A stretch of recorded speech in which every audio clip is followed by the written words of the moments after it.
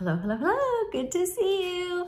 You get fairy dust, I get fairy dust, Amelie gets fairy dust, and it's time for us to talk about being codependent AF. All right, so we are, learn this. We're talking about Karpman's drama triangle, and watch at least 2, maybe even 3 videos ahead of this to really start to understand Karpman's triangle. And so Karpman's triangle it's an upside down triangle. So the bottom's here, and guess who lives here at the bottom? The victim mode. And then up here is rescuer mode. And over here is persecutor mode. So persecutor, rescuer, victim.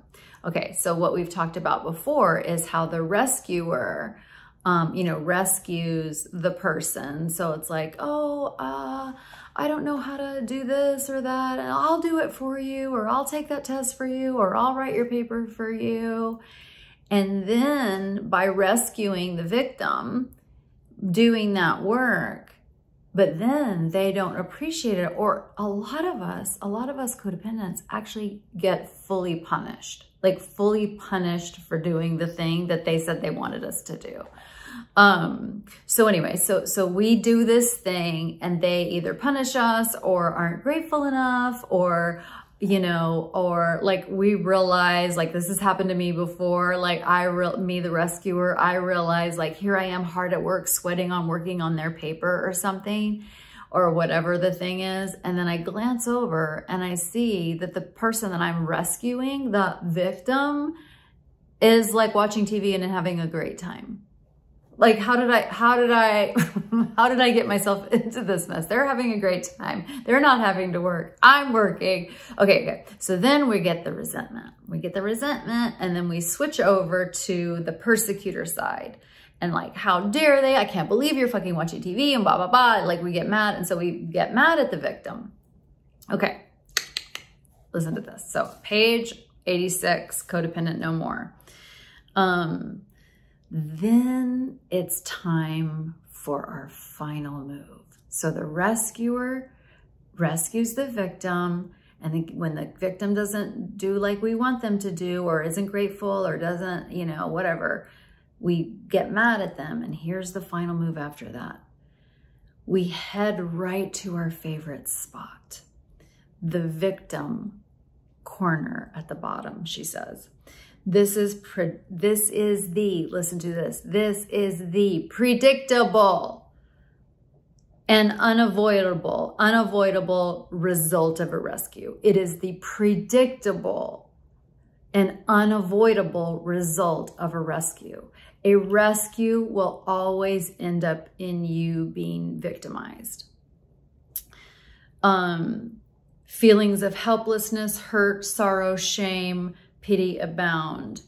And the reason is when we do, then we get that, then it's like, how dare you like watch TV while I'm writing your paper? Then they can turn around and they turn into the persecutor. And like, I didn't want you to fucking do this in the first place. How could you? You're always trying to take over my stuff and then you blame me for it. Like you did, So then that's what she's talking about now. When they respond to our persecution of them, they then become the persecutor. And then here we are now, we've switched places with them. And now we're in the victim mode. So her point is that it is an unavoidable and predictable result of you rescuing. So much of being a codependent is, what? What happened? What happened? Wait, what? Imperfection practice. And that is part of, okay, so if you take anything away from this, is to lose. What? Why? How? I don't know. That has to be gone. That has to be gone, because this is predictable and unavoidable. And so for you, for me, I mean, I cannot tell you how many times I would go into my therapist and I'd be like, and now let me tell you about this thing that happened. And she would go, that's 100% predictable. Like Like that happened to you before like 15,000 times. Like that's predictable. And once I learned that, it really helped me kind of fast forward, you know, think it through, play the situation to the end. Like if I rescue, how am I going to end up in the victim place? And if I will, and if I can see that, then it helps me not to rescue. It helps me to use my other tools of empathy. And oh my gosh, I know papers are so hard. It's so frustrating. I can remember when I had to do my stupid papers. It was so annoying. And like, we can empathize. We can like, oh gosh, how, you know, we can even say like, how can I support you? You know, or one of my favorite questions to somebody who is an adult in the victim space is, oh my gosh, that's so hard. What are you going to do about that? Because again, they're waiting for us to do it. So anyway, but this is predictable. So rescue again, that's fine. Rescue, rescue, rescue. Then persecute. Get mad at them for not appreciating you enough, and you know, go ahead, do all that. The major move here for you and for me is to know that this is all predictable, and we don't get to be surprised. And I'm sorry, because you're hearing this now, and now you can't unknow it. I'm so sorry, because once we know something, we are now responsible for that information. So I'm so sorry, because bitch, and if I had to go through it, you do too. But it's annoying. But so go ahead and rescue.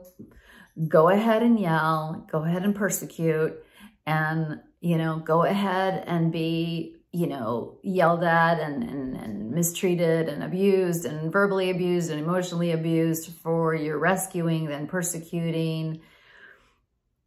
The piece that I think is the most important piece is to not to pretend like you didn't know that that was how it's going to end. And to not go unconscious, because if you start to pay attention and realize that these things are unpredictable, I mean, predictable and unavoidable. Let me say that again, predictable and unavoidable. But when you have to get in trouble for persecuting another person because you rescued them, is not to play dumb about it. To understand, well, fuck, that happened. I hated that. I don't want to do that again. So this feeling of however I'm feeling, being yelled at, being mocked, being whatever, having sarcasm, getting digs for me persecuting, rescuing, then persecuting. I'm going to pause next time before I rescue. I'm going to pause. And then if it does indeed happen where you rescue and then you persecute, whether it's, and remember the persecution can be like silent, what's wrong? Nothing, you know, writing the paper like this because they're relaxing, having a drink, you know, whatever passive, we don't have to say it. We could just be really passive aggressive. And then I hear you sighing in there. I'm trying to watch my show, you know, like it's not going to go well. So it doesn't have to be verbal persecution. It could be your feelings of resentment, because we are also responsible for our fucking energy, and our vibe.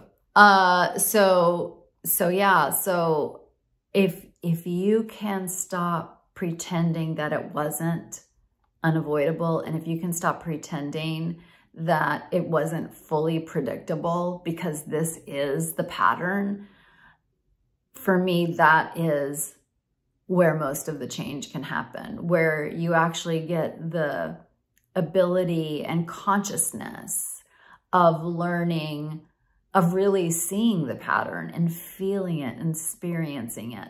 You know, sometimes I like to experience negative things, but the caveat is you can't beat yourself up for it. So I like to experience the negative consequence of some stupid shit I did. I will experience it. And then I will think, okay, let me concretize this misery from doing the thing that I knew I shouldn't have done, I didn't want to do. So I will remember to never do it again. That's the magic for me. And this is brilliant. This book is brilliant. It's just so helpful in uncovering all the ways that we are acting out our CPTSD patterns, unconscious patterns, and one of them is codependency, onto our relationships. And, you know, it will cause differences and changes in our relationships, but that's a very, very good thing, because those changes will be healthier changes. Just like, you know, eating more healthy and exercising, sometimes that's not fun. That's not like, and it's not easy. But you will love the difference. You will love the difference of an 8-hour night's sleep versus a 4-hour night's sleep. You will actually be able to tell the difference, and it is on the healthier side. So I hope you found this helpful. Love you. Bye.